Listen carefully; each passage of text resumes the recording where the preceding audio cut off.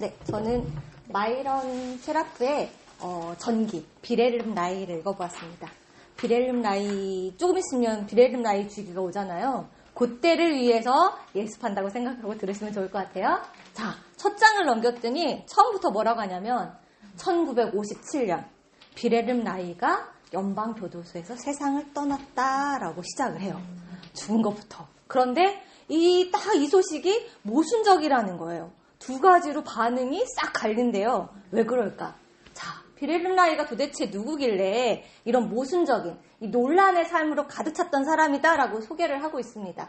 사랑과 미움을 동시에 받았던 사람이래요. 자, 5개국의 나라를 여행 다녀보신 분들 있으시죠? 근데 여기는 5개국 나라에서 도망 다녔대요. 추방도 당했대요. 또 한때는 프로이트의 총알하고 불리기까지 했어요. 근데 나중에 어떻게 되냐면 프로이트 정신분석 체계에서 추방을 당하고 질타를 당하는 인물로 바뀝니다. 왜 이렇게 됐을까? 자, 비렐름 라이 이 정체가 무엇인지 한번 들어가 보겠습니다. 자, 아버지예요. 가계도를 준비했는데 레온 라이는 아버지고 세실리아는 어머니예요. 그런데 어머니가 19살 때 아들을 낳는데 이 장남이 바로 비렐름 라이예요. 그리고 3살 밑에 바로 로베르트라는 동생이 있습니다. 자, 아버지를 어떻게 소개하냐면 엄격해, 독재적인 사람이야, 강압적이고 사교적이야. 왜냐하면 아버지가 지금의 여의도 크기, 우리나라 여의도 사이즈 감이 안 오시죠? 자, 축구장 1150개 사이즈의 농장을 갖고 있는 농장주. 이해되시죠? 네. 그래서 사교적이야. 사람들하고도 만나기도 하지만 그 노동자들 막 해야 되잖아요. 강압적이기도 해. 그리고 또 질투심이 많았대요. 폭력적이기도 했다라고 표현을 하고 있습니다. 반면에 비렐름 라이가 어머니를 이렇게 표현했대요. 매우 아름답다. 자, 보세요. 매우 아름다운 인물이신가요?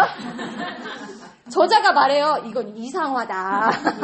매우 아름답지 않은데 이건 이상화된 거야. 실제로 자기 와이프한테 우리 엄마 요리 솜씨가 최고 좋아라고 했대요.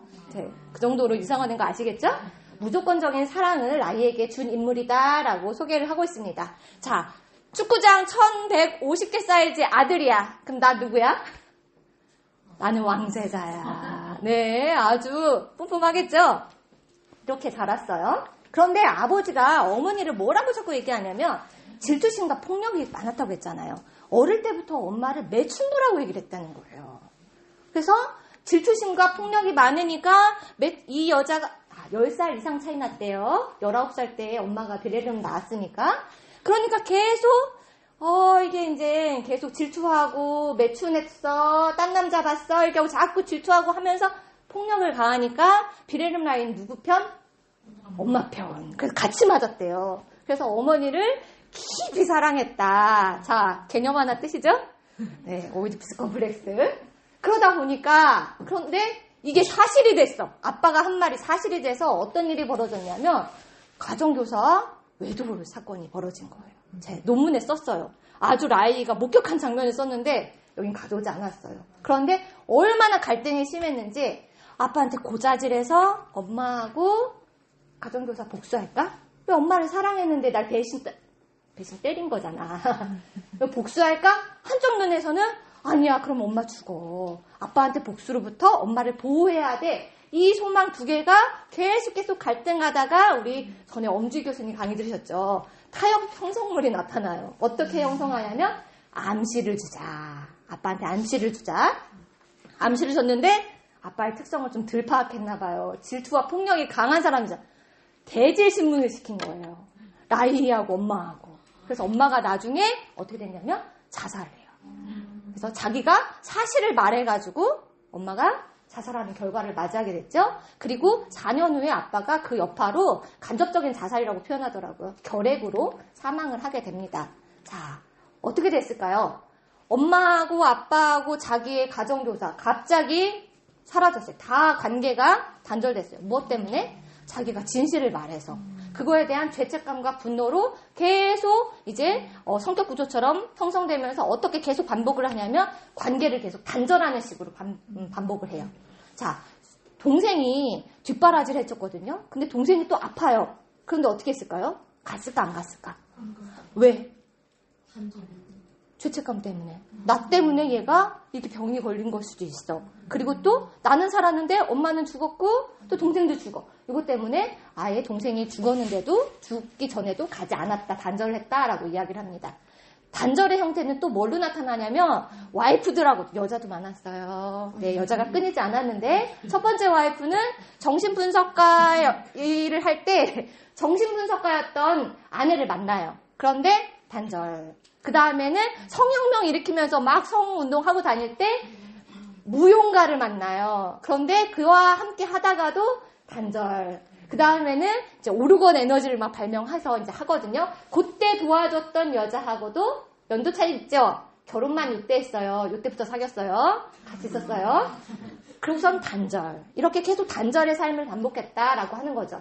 이것을 어떻게 설명할 수 있냐? 호나이의 말대로 하면 이 문화적으로 우리가 어떻게 내가 하고 싶은 말을 실제로 했어. 왜? 사실 진실을 했어. 그랬더니 사회 문화적으로 그 말을 받아줬어요. 결과가 어땠어? 엄마가 죽었잖아요. 그래서 이런 갈등, 말해야 돼, 말하면 안 돼. 요거에 대한 갈등 때문에 신경증이 발생한다라고 이제 호나이가 좀 전에 강의 들으셨던 것처럼. 그런데 이 비렐름 라이는 일찍부터 이 권력 세계를 알았다는 거예요. 집안에서도 아빠가 이제 이런 야만적인 권력, 그리고 지역사회에서도 이 권력, 자기 말 하면 안 돼, 돼. 여기에 대한 갈등이 있었고 그거에 대한 특징이 이 안에 벌써 권력에 대한 사회 문화적인 게 권력이 있어라는 걸 알고 있었다는 거죠. 그래서 비렐름 라이의 책에 보면 부제가 있어요. 혹시 보신 분 있으신가요? 네, 세상에 대한 부제. 이데올로기, 그 이전에 집에 있던 지역사회에 있던 이런 권력 체계 안에서 내 말을 하면 안 되는 한 거에 대한 죄책감. 분노는 사실 분노 밑에는 뿌리 깊은 죄책감 있잖아요. 요거에 대한 그 엄마를 죽게 한 죄책감에 대한 분노다라고 하는 거죠. 자, 그럼 이런 세상에 대한 분노, 나이의 분노는 어떻게 변형이 되어 나가는지 저는 3가지를 가지고 와봤습니다. 우선 정신분석을 만나요. 정신분석을 만나면서 자기가 충동적인 성격에 대해서 이론을 하거든요. 그러면서 자신을 이해해요. 왜냐하면 충동적인 성격이 바로 자신의 삶이에요. 자신의 강한 드라마다 이렇게 표현을 하기도 해요. 두 번째는 사회심리학을 공부하면서 어떻게 되냐면 우리 엄마가 그렇게 죽을 수밖에 없었던 게 뭐 때문에 그래? 사회 구조 안에서 이미 법적으로 제도화되어 있기 때문에 성격이 그렇게 형성이 됐어. 근데 그게 아니었으면 우리 엄마는 살 수 있었어 라고 이제 소화를 시키는 거죠. 마지막으로는 정신분석과 사회심리학, 생리학까지 통합한 이 생기론적인 생리학을 통해서 이 분노가 그냥 감정이라기보다는 에너지 흐름. 우리 안에 있는 우주 안에 가득한, 지금 여기에도 가득한 이런 에너지의 흐름이다라는 차원으로 이론을 개진해 갑니다. 자, 첫 번째부터 보실게요. 빈 대학에 법과대학에 입학을 해요. 근데 라이는 아버지를 동일시하기 위해서 법 질서에 있기 때문에 이렇게 갔는데 사실은 그 현실성이 없다는 생각이 들어서 의과대학으로 옮겼대요. 그런데 이게 바로 라이의 중요한 전환점이다라고 얘기를 해요. 중요한 사건이다. 왜? 거기서 정신분석을 만났다라고 소개를 합니다. 자, 정신분석에서 세미나가 열렸는데 누구 이론을 직접 볼 수 있었냐면 프로이트 이론을 볼 수 있었다고 얘기해요. 프로이트가 유아 성욕설 얘기했잖아요. 유아한테도 성이 있어. 그 당시에는 생각지도 못했는데 라이가 어릴 때 유모랑 놀면서 성도 즐겁게 막 놀고 막 그랬거든요. 엄마의 성도 그렇고. 그러다 보니까 내가 어릴 때 이렇게 성이 고착돼서 지금 내가 현재가 이렇구나 라고 하면서 내 삶을 지금 설명할 수 있는 언어, 강력한 드라마 자기와 일치된 걸 이제 확인을 한 거예요. 그래서 여기에 이제 올인을 하게 됩니다. 자, 프로이트를 봤더니 내가 정말 절실하게 동일시하고 싶은 누구예요? 스승이자 아버지 인물이었던 거예요. 지적이죠. 그리고 어떠냐면 이 당시에는 프로이트가 정신분석을 세우는 단계였기 때문에 아주 외로운 투쟁을 하는 본보기였어요. 그러면서도 계속 정복하려고 하고 진실의 언어를 말하고 계속 진실의 언어가 뭐예요? 정얘기했잖아요. 이게 근본적인 얘기. 이런 것들을 얘기하는 요 대상이 요 대상이면 나를 안전하게 해줄 거야. 아까 신경증 배우셨죠? 자비로운 현존을 나한테 갖다 줄 거야 라고 생각을 해서 계속 프로이트가 원하는 프로이트의 이론 따라하면서 열심히 훈련을 받습니다. 그런데 요 당시만 해도 프로이트가 오케이 너 임상해 하면 할 수 있었대요. 안 신기하시구나. 네, 저는 신기했어요. 네, 그래서 프로이트가 이렇게 맞추니까 라이가 얼마나 프로이트한테 맞춰서 하겠어요? 그러니까 프로이트의 눈에 띄었고 또 임상도 의과 대학생이었는데도 불구하고 분석 환자를 진찰할 수 있게 허용했고 또 이런 협회의 정식 회원이 되었다라고 이야기를 하고 있습니다. 자, 그러면서 논문을 썼는데 충동적인 성격이라는 논문을 게재했어요. 이게 무슨 뜻이냐면 지금은 선생님들 다 아시잖아요. 어떻게 정신증하고 신경증 사이에 우린 경계선 있고 자기애 있어 라고 지금 대화를 하지만 이때는 없었어요. 이걸 분류하면서 가운데 충동적인 성격이 과도기적으로 있어 라고 설명을 했어요. 충동적인 과도기 성격이 뭐야 라고 설명을 하는데 뭐라고 하냐면 자기 얘기예요. 본인 얘기를 이론화한 거예요. 자, 들어볼게요. 어린아이였을 때 처음에는 상당히 많은 허용을 받았어요. 그쵸? 성적으로 허용도 받고 막 했어요. 그러다 갑자기 뒤늦게 가혹하게 외상적인 좌절을 경험해요. 엄마가 어떻게 했죠? 가정교사와 외도하고 네, 사건을 겪었어요. 또 매우 이른 나이에 성을 경험해요. 유아기 때 그 유모하고 이렇게 막 성적인 놀이도 했다라고 이야기를 하더라고요. 의식화된 근친상간적 소망. 엄마를 사랑해. 네. 단순한 신경증 환자들보다 어른들의 성생활에 매일 많이 노출되어 있었다라고 이야기를 합니다. 누구 얘기예요? 네, 자기 얘기예요. 그래서 이른 나이에 자위도 하고 섹스도 하고 근데 이게 아무런 위안이 안 돼. 그래서 어떻게 했어? 실망과 죄책감으로 계속하면서 이게 이제 굳어지면서 어떤 성격이 만들어졌냐면 성격 갑옷을 입게 된다라고 이제 이론화한 거예요. 자, 이렇게 이론화하다 보니까 솔직하게 갑옷을 입고 말하지 않고 솔직하게 말해. 이렇게 솔직하게 말해 사람들한테 요청을 했다라는 거예요. 왜 그랬을까? 다시 재경험하고 싶었던 거예요. 자기가 솔직하게 얘기해서 무슨 사건이 벌어졌냐면 엄마가 죽는 사건이 벌어졌으니까 이런 갑옷을 통해서 사람들이 왜 갑옷을 입지? 솔직하게 왜 말을 안 하지? 왜 나는 그랬을까? 우리 엄마 왜 이렇게 됐을까? 이런 것들을 막 설명하면서 정신분석의 이론을 만들기 시작했다라고 이야기를 하는 거죠. 그러면서 동료들한테 인정을 받아요. 이야, 정말 프로이트가 이렇게 극찬을 하더라고요. 귀중한 내용이 이 논문에 가득 들어있어. 야, 빨리 운영위원으로 임명해 라고 할 정도로 총회, 그래서 아까 프로이트의 총회라고 얘기한 게 이런 의미인 거죠. 자, 그런데 라이 같은 경우는 정말 자기 이론에 독단적으로 계속 빠져들면서도 논란의 여지가 많은 주장들을 했다라는 거예요. 자, 어떤 주장들이냐면 저항의 일관적인 분석만이 정말 치료를 가져올 수 있어. 저항을 잘 분석해야 돼. 저항 이렇게 이제 집중을 했다라는 거예요. 또 오르가즘의 능력이 정신분석 치료의 목표야.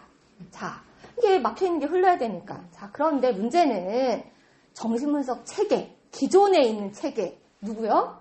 야, 프로이트의 첫 번째 훈련생 중에 한 명이래요. 분석 기술은 저항만으로는 한정할 수 없어. 너 그렇게 저항하는데 그것만은 한정할 수 없어 라고 이야기를 하는 거죠.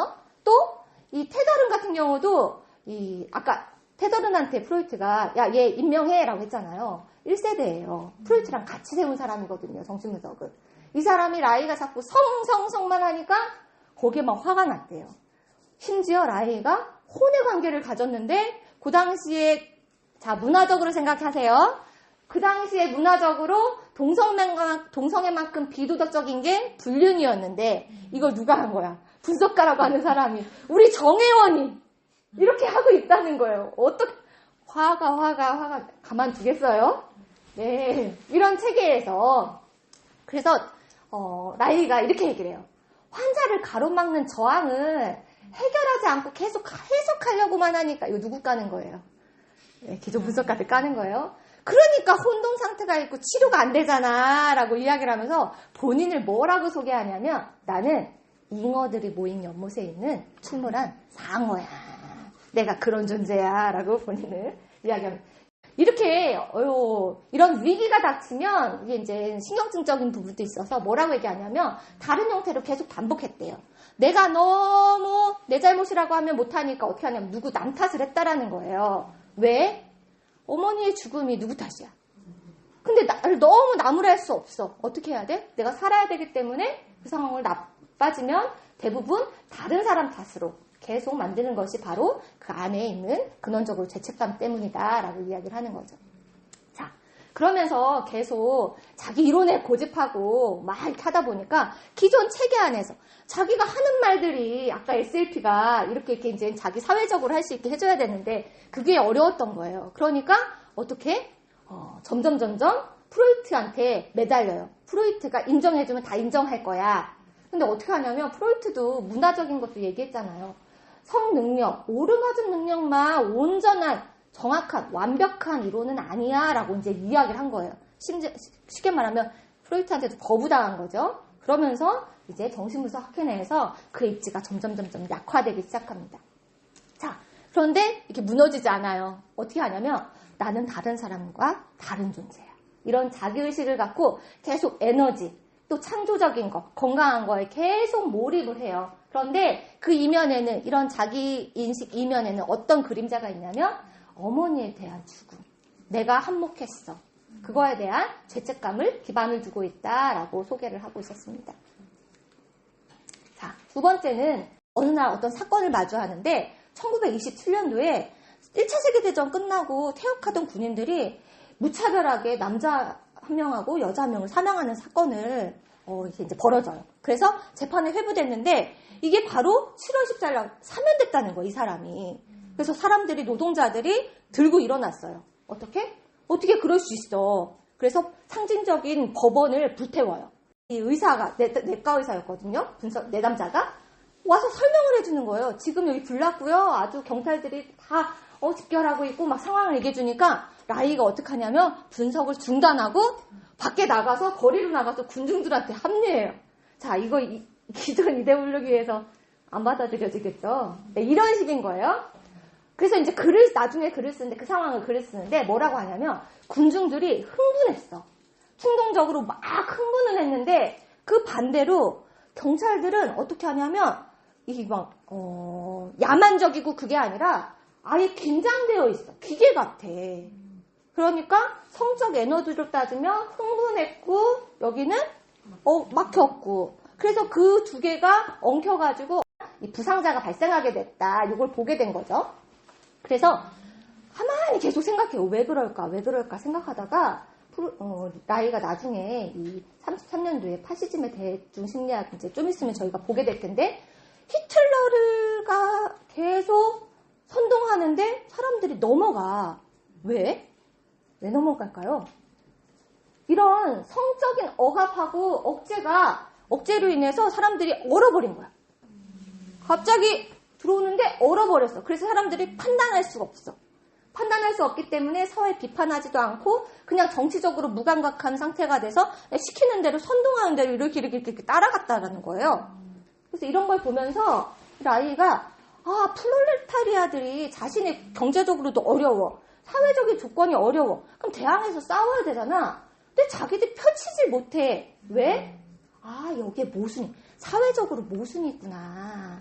해야 되는데 하지 못하는 모순이 있구나. 그래서 사회심리학이 필요하다고 이제 라이가 외치기 시작해요. 왜? 성격구조, 노동자들의 성격구조가 바로 이런 사회적인 것들의 안에서 벌써 반영된 거야. 그래서 선생님들도 제가 지금 막 성적인 거 분석가가 여기서 책에 나오더라고요. 팬티만 입고 막 이렇게 하는 것들 의학하잖아요. 그러니까 이 노동자들 생각에는 이렇게 성적으로 좀 더 과도하게 올라오면 의학하기 때문에 얼어버려서 판단할 수 없는 무비판 상태가 된다라고 이야기를 하는 거죠. 그래서 이들한테 거세 콤플렉스, 정신분석적인 용어 얘기하면 못 알아들어요. 그래서 어떻게 알아듣게 해야 되냐? 성생활에 대해서 구체적으로 설명을 해주면 이 사람들이 알아들을 거야. 라고 해서 성정치운동을 시작하게 됩니다. 성정치운동을 막 나가면서 첫 번째는 대중들한테 성문제들을 도와줘. 대중들이 이제 해결할 수 없는 문제들을 도와주고 더 큰 틀에서는 이 정치적인 문제를 이렇게 다루게 돼요. 자, 참 대단한 게 이 당시에는 하지 못했던 협회를 만들어요. 성적인 협회를 만들어서 심지어 내과 의사랑 또 정신분석가랑 이렇게 합쳐가지고 뭘 만드냐면 밴 진료소를 만들어요. 출장 진료소? 지금을 생각하면 출장 가서 거리에서 해주는 거예요. 차에서. 여기는 첫 번째 와이프예요. 이렇게 이런 협회를 만들어서 운동을 하는데 나가서 보니까 가장 큰 문제가 뭐냐면 낙태였다는 거예요. 사람들이 아주 예비 엄마들이 경제적으로 아주 끔찍한 상황이고 사회적으로 나올 수 없는 조건이야. 임신을 종결해야 돼. 근데 선택할 수 있어? 없어요.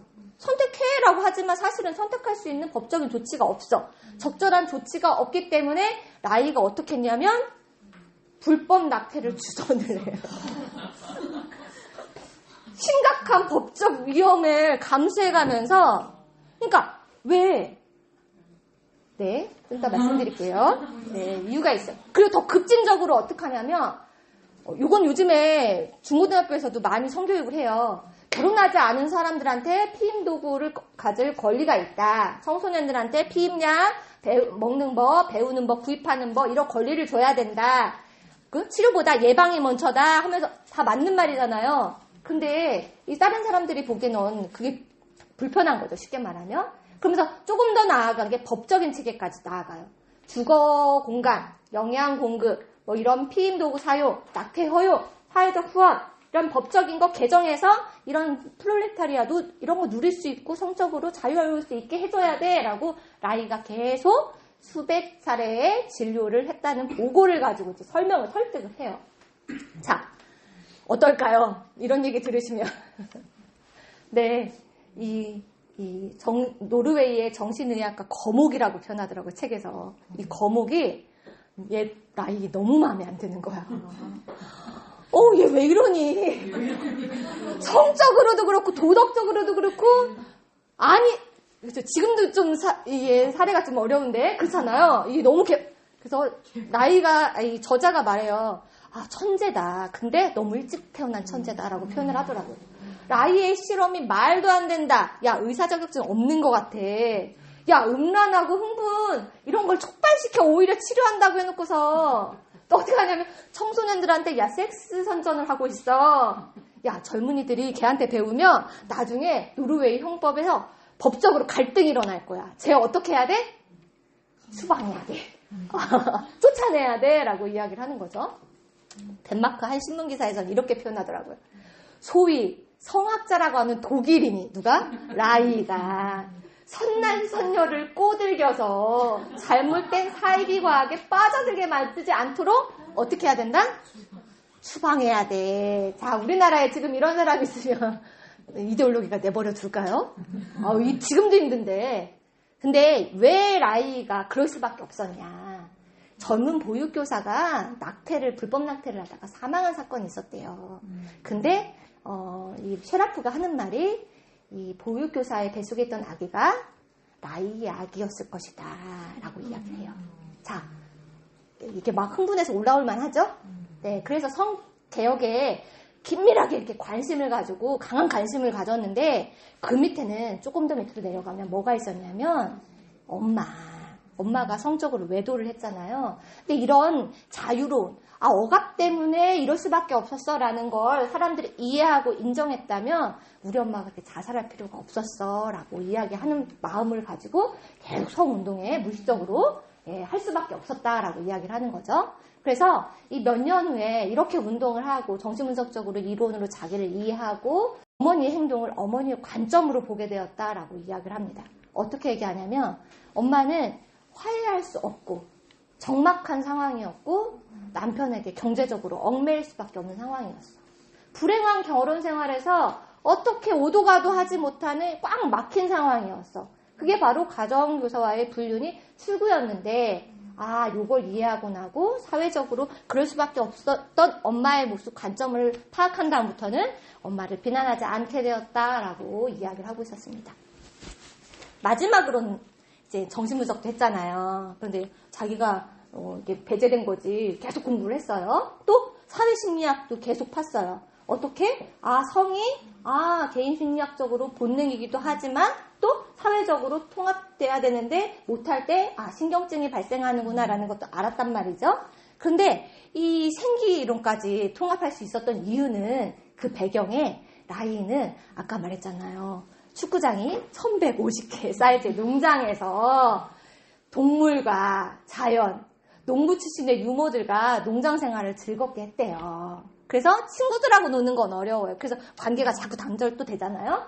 근데 친구들하고 놀 기회는 없었지만 엄격한 학교 교육보다는 어떻게 했냐면 집에서 가정교사가 다 와서 교육을 시켜줬다라고 이야기를 해요. 자, 이 가정교사랑 뭘 했냐면 8살에서 12살까지 집에 실험실이 있었대요.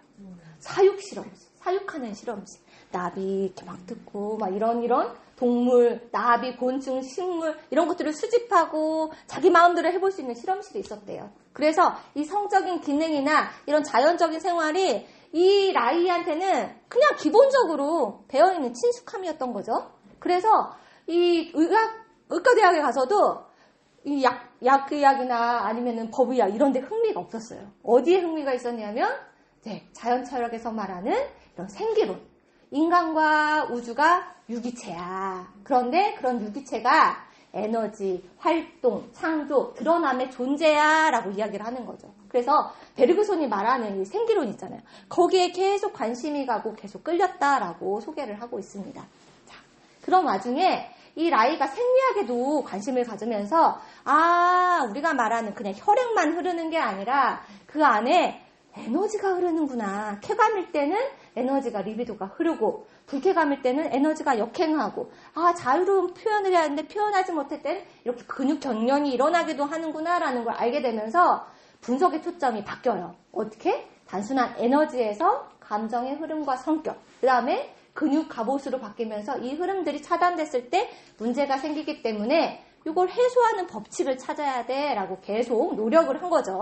계속 분석하면서. 자, 이 어떻게 하냐면 자기만의 방법으로 막힌 부분을 특정 부위를 손이나 엄지손가락으로 누르면 어떻게? 뚫릴 수도 있구나. 근데 이제 전통 정신분석에서 내 남자를 터치하면 돼야 한대요. 네, 그거 어겨지어요 벌써. 어떻게? 환자 보고 손에 손가락을 넣어서 구역질을 하라고 그래요. 어떻게? 분노와 슬픔을 어릴 때 삼켰기 때문에 삼켰던 분들 한번 해보세요. 제거하기 위해서 구역질을 하라고 이렇게 라이가 그러니까 어디에 초점이 있냐면 그 방출 빼내는데 이렇게 초점이 있었던 거예요. 어느 날 가만히 생각하다 보니까 음식이 어떻게 에너지로 바뀌지? 여기에 이제 관심이 생겼어요. 그런데 현미경으로 음식을 관찰하다 보니까 이 팽창함과 수축이 계속 운동이 반복하면서 이런 생명 운동이 일어나더라는 거예요. 그래서 그걸 바이온이라고 불렀다라고 이야기를 합니다. 그래서 두 가지 바이온을 찾아내는데 이 PA 바이온과 또 T막대기를 찾아내요. 요 운동 안에서 뭐가 일어나냐면 이런 생명 에너지, 이런 오르곤 에너지들이 막 발생하더라라고 이제 이해를 한 거예요. 그래서 이런 에너지들이 모여서 치료할 수 있는 장치가 필요해라고 해서 아시는 것처럼 오르곤 축적기를 만들어요. 오르곤 축적기를 만들어서 온도를 재봤더니 밖의 온도와 안의 온도가 차이가 많이 나. 야, 이거 유의미해. 그래서 신나서 누굴 찾아가냐면 누구 찾아갈까요? 야, 아인슈타인. 되게 반가웠는데 길에 가서 좀 거부해서 화가 났어요. 아인슈타인을 찾아가서 내가 이런 검사를 했다. 이게 유의미한지 네가 인정해줘라. 했는데 처음에는 아인슈타인이 되게 좋은 반응을 보인 거예요. 그때 이제 세계대전이 일어나고 그런 환자들을 치료해야 됐기 때문에 의미가 같았던 거죠. 그런데 사실은 이 아인슈타인을 찾아갔던 건 전문가로서 계속 정신분석가로서 성혁명가로서 계속 추방당하고 좌절을 겪었기 때문에 그 고립감 때문에 찾아간 것이다 라고 저자가 소개하고 있더라고요. 근데 아인슈타인이 어떻게 했어요? 일반적으로 그럴 수 있어 라고 얘기하고 거절을 했어요. 그래서 실망했을 때 신경증 환자처럼 특별한 방법을 써요. 누구 탓이에요? 네. 나 인정받은 거 원하지 않았어. 누가 원한 거야? 내 동료들이 그걸 자꾸 원하더라고. 그래서 내가 그냥 한 거야. 나 책 출판하려고 안 했어. 누가 시킨 거야? 쟤네들이 자꾸 하라고 해서 한 거야. 나 하려고 했던 게 아니야. 이렇게 자꾸 이렇게 자기를 이제 방어하는 거죠. 솔직히 아인슈타인의 거절이 라이한테는 엄청난 실망이었는데 거기에 머물러 있지 않고 어떻게? 그럼 나만의 방법으로 계속 이 연구를 성공해내겠어 하고 계속 연구에 더욱더 매달렸대요. 신경증 환자 아까 보셨잖아요. 어떻게 이렇게 매달릴 수 있대요? 좀 다른 점인 것 같아요. 그래서 이렇게 막 오르곤 에너지에 매달려요. 자, 1940년도 대기 중에 오르곤 에너지를 발견하는데 오르곤 에너지가 뭐냐? 조직 에너지 충전을 더 이상 이 생체 전기적인 것이 아니라 오르곤적인 거. 대기 속에 그냥 있다는 거예요. 자, 보이시죠? 선생님들 보이시죠? 네. 아유, 나만 보이나? 대기 속에 관찰되어진 에너지가 유기체 내에 있는 에너지랑 동일하다는 걸 발견했다라는 거예요. 그러면서 어떻게 유기체가 이런 오늘본 에너지를 끌어당기더라. 그것이 바로 우리가 보는 정전기 이런 것과 유사하다라고 이제 발견을 했어요. 그래서 이거 어디에 접목을 시키냐면 암 환자 치료에 접목을 시켜서 환자가 좋아져요. 그걸 발견을 해요. 자, 그랬더니 이런 축적기 그 당시에 법과 체계와 질서, 사회 문화적으로 어떻게 해야 돼요? 허가를 받아야 돼. 라이가 허가 받았을까요? 일도 안 받았어요. 그랬더니 축적기 선적 금지 명령이 떨어져요. 야, 이 축적기 가치가 없을 뿐더러 위험할 수 있어 라고 하면서 금지 명령 때리고 그 다음에 라이 서적들 다 파기해 라고 명령이 떨어져요. 그럼 거기서 수능을 하는 라이가 아니잖아요. 예, 막 소송하고 막 법적 절차를 거쳐요. 그런데 야, 나중에 어느 정도였냐면 이게 좀 위협적이었나 봐요. FDA가 어떻게 하냐면 라이 사후 6년 후까지 요 축적기를 처방하는 의사들을 조사하고 다녔대요. 네. 야, 이것만 봐도, 유의미하네. 있네. 우리가 딱 알아차릴 수 있는데, 참, 우리가, 공포에 압도돼서 얼어버리면 무비판적으로밖에 사유할 수밖에 없어요. 그리고 나중에 81년도에요. 돌팔이 의료행위 중에서 예시로 뭘 들어놓냐면, 축적기를 미디어에 전시했다라고 이렇게까지 할 필요가 있을까? 네, 얼마나 무서웠으면 또 이렇게까지 했을까라는 생각이 들었어요. 자, 그런데 라이는 거기에 축적기 배포하면서 어떻게 했냐면 규정을 위반했다는 근거로 수감이 되고 거기서 죽게 됩니다. 그런데 이 비레른 라이가 뭐라고 하냐면 이런 맹공격 속에서도 이런 자기의 연구의 힘에 계속 몰입했다.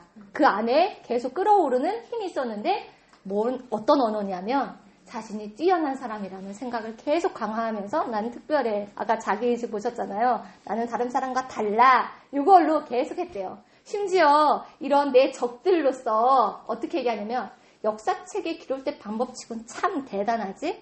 네. 지금 요 말이 그대로 지금 제가 강의하는 내용이잖아요. 참 웃긴다라는 생각이 들었어요. 자, 라이가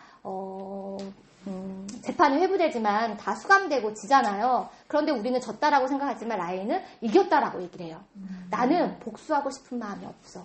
연민만 있을 뿐이야. 아파. 왜? 도덕적인 패배를 겪었어. 합당한 도덕적인 패배를 공격자들은 겪었다라고. 그래서 나는 이 소송에서, 이 현실적인 소송에서는 진 것 같지만 난 이겼어. 라고 이야기합니다. 그러면서 자기가 제일 잘못한 게 딱 하나래요. 실수래요. 우주를 채우고 있는 기본 에너지 내가 발견했어. 그쵸? 오르곤 에너지 발견했어요. 그런데 그거를 수천 년 동안 사람들은 뭐라고 표현했냐면 신이라고 표현을 했다라는 거예요. 나는 그것에 접근했고 그 접근한 것 자체가 내 실수야. 왜? 너무 빨리 왔어. 신을 못 알아봐. 죽은 신 보셨잖아요. 무능한 신 보셨잖아요. 완벽한 것만 생각하고 있던 사람들한테 죽은 신이 이해가 안 갔던 것처럼 이 오르곤 에너지, 오르곤의 오자도 모르는 사람들한테 이걸 얘기했으니 내 실수다라고 라이가 고백을 하고 있었습니다. 자, 마지막인데요. 이데올로기에 대한 이런 분노, 사실은 엄마에 대한 죄책감 때문에 그런 건데 그것 때문에 끊임없이 전쟁을 치렀어요. 1929년도에는 사회주의 민주당과 전쟁을 치렀고 32년도에는 공산당과 전쟁을 치렀고 50년대에는 FDA와 계속 싸우면서 야, 이 끊임없는 에너지는 어디서 나올까라는 생각이 들어요. 그러면서 뭐라고 하냐면 새로운 패러다임을 만든 사람들은 누구야? 아웃사이더였어. 이제 이 나이가 이 세계의 아웃사이더였던 것처럼 코페르니쿠스도 지지하는 자들 대부분이 천문학자가 아니었는데 아웃사이더였는데 우리의 세상을 바꿔놓았어 라고 이야기하는 거죠. 자, 라이가 어떤 삶을 바꿔놨을까요? 지금 우리가 하고 있는 수많은 치료법들에 지금 지대한 영향을 미치고 있다. 그냥 딱 뜨는 거, 보시는 거. 게슈탈트, 뭐 기치료, 뭐 이런 거 민간요법들 있잖아요. 다 라이로 인해서 파생된 것들이다. 지금도 계속 치료 현장에 널리 쓰이고 있다라고 소개를 하고 있었습니다. 자, 라이는 전생애를 통해서 계속 무엇을 발견하려고 했냐면 프로이트의 용어로 따지면 무의식을 지배하기 위해서 노력을 했대요. 자, 이렇게 살아야 된다는 거죠, 지금. 자, 라이적인 의미에서는 뭐라고 얘기하냐면 그 안에 있는 존재의 핵심, 자기 존재의 핵심과 계속 접촉하려고 노력한 사람이 라이다라고 소개하고 있었습니다.